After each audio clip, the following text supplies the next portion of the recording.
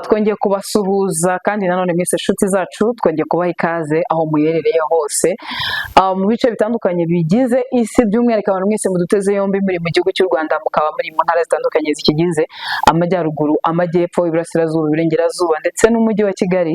Mwese mwiyumvemo ikaze, duha ikaze kandi nanone abantu baduteze yombi bari muri Repubulika Iharanira Demokarasi ya Kongo, abantu bari muri Uganda, mu gihugu cy'u Burundi, muri rusange abantu bari ku mugabane wa Afurika, mwese mwiyumvemo ikaze. Kandi twambuka amazi magari, duha ikaze abantu baduteze yombi bari hakurya y'amazi magari, mukaba muri leta zitandukanye ziri hakurya y'amazi magari, muri Leta Zunze Ubumwe za Amerika ndetse n'indi migabane yose iri hakurya y'amazi magari. Mwese tubahaye ikaze, tubahaye ikaze rero muri mwanya wacu w'amakuru mu Kinyarwanda ku buryo burambuye. Ni Josiane Josi, kama kawa, kama dawa, kama simba musuni, kama ndege angani, kama ubongo chwani, kama samaki magini. Rero uyu munsi makuru tuzanye breaking news. Igoma haraye havuga amasasu ataramenyekana impamvu, cyangwa se ataramenyekana impamvu nyamukuru yatumye ayo masasu araravuga. Ibyo byose imboni yacu iri muri Repubulika Iharanira Demokarasi ya Kongo turaza kuza kuyivugisha mu makuru yacu ari imbere, tubimenye byose. Nanone kandi i Bukavu habaye imyigaragambyo yo kwamagana M23 ngo ko yaba yasubira iwabo. Ibyo byose turaza kubigarukaho ku buryo burambuye. Kandi nanone M23 yongeye kubura imirwano nyuma y'uko yari yatangaje agahenge, cyangwa se yari yatanze itangazo ryo gutanga agahenge, ariko imirwano yubuye kubera ko Repubulika Iharanira Demokarasi ya Kongo nayo yongeye yabagabyeho ibitero, kandi nayo yari yaremeye ko igiye gutanga agahenge ikabagabaho ibitero ikoresheje drones. Ibyo byose turaza kubirebera hamwe ku buryo burambuye, hamwe n'imboni yacu y'umunyamakuru iherereye hariya ku kibuga cy'imirwano. Turaza kubigarukaho ku buryo burambuye mu kanya turi kumwe nawe. Mu yandi makuru nuko Minisitiri w'Ububanyi n'Amahanga w'u Rwanda Ambasaderi Vivienne Nduhungirehe yamaze kugaragaza ko kuva u Rwanda rwacana umubano n'igihugu cy'Ububiligi nta kimenyetso na kimwe cyo guhinduka kuri iki gihugu muri gahunda yacyo yo gushaka gukomanyiriza u Rwanda ku ruhando mpuzamahanga. Mu minsi ishize nibwo abadiplomate babaga mu gihugu cy'u Rwanda hatanzwe itangazo y'uko bagomba kuva mu gihugu cy'u Rwanda, ariko ibi byose Minisitiri Nduhungirehe yabigarutseho kuri iki cyumweru ku itariki ya 24 Werurwe 2025, ubwo yari mu kiganiro inkuru mu makuru cya RBA cyagarukaga ku ishusho y'ububanyi n'amahanga na diplomasi by'u Rwanda muri ibi bihe. Rero Minisitiri Ambasaderi Vivienne Nduhungirehe yagaragaje ko u Rwanda rwafashe icyemezo cyo gucana umubano w'Ububiligi kuko bwari bukomeje umugambi wabwo wo gushaka gukomanyiriza u Rwanda ku ruhando mpuzamahanga ngo rufatirwe ibihano, burushinja kugira uruhare mu kibazo cy'umutekano muke mu burasirazuba bwa Repubulika Iharanira Demokarasi ya Kongo. Ibi bintu u Rwanda rwabihakanye inshuro zirenga nyinshi, nta nubwo wabona umubare. U Rwanda rwagiye ruhakana ko nta bufatanye na buke u Rwanda rufite mu kuba rwagira icyo rufasha M23, ndetse nta gikorwa cyo kubangamira Repubulika Iharanira Demokarasi ya Kongo na kimwe u Rwanda ruhuriramo. Rero ibi Minisitiri w'u Rwanda Ambasaderi Vivienne Nduhungirehe yavuze ko Ububiligi bwirukanse isi yose busabira u Rwanda ibihano, ndetse rukanagera no muri banki y'isi.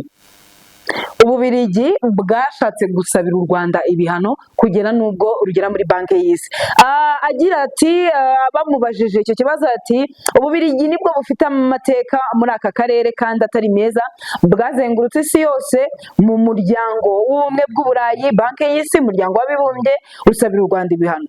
Rero ahantu bari hose basabiraga u Rwanda ibihano, bashaka ko ibindi bihugu byose bifatanya mu kurufatira ibihano. Rero Ububiligi bwashakaga ko isi yose iteranira ku Rwanda mu kurufatira ibihano. Kandi Minisitiri Ambasaderi Vivienne Nduhungirehe yagaragaje ko bitewe n'uruhare n'amateka Ububiligi bufite muri aka karere, usanga bufite ishami rishinzwe gukurikiranira ibibazo byo mu karere, bigatuma ari bwo butanga amakuru y'uko Ububiligi bwatanga amakuru yo muri ako karere nyine ku bindi bihugu, nabyo bikabufata nk'ubufite inararibonye. rero yavuze ko mu gusabira u Rwanda ibihano mu bindi bihugu Ububiligi bwifashishije ikibazo cy'intambara y'uburasirazuba bwa Repubulika Iharanira Demokarasi ya Kongo, ariko nanone bwifashisha ikibazo cy'intambara y'Uburusiya na Ukraine hagamijwe kumvisha ibindi bihugu impamvu bigomba kurufatira ibihano. Rero bagenderaga ku ntambara y'Uburusiya na Ukraine kugira ngo bumvishe ibindi bihugu ko u Rwanda rugomba gufatirwa ibihano.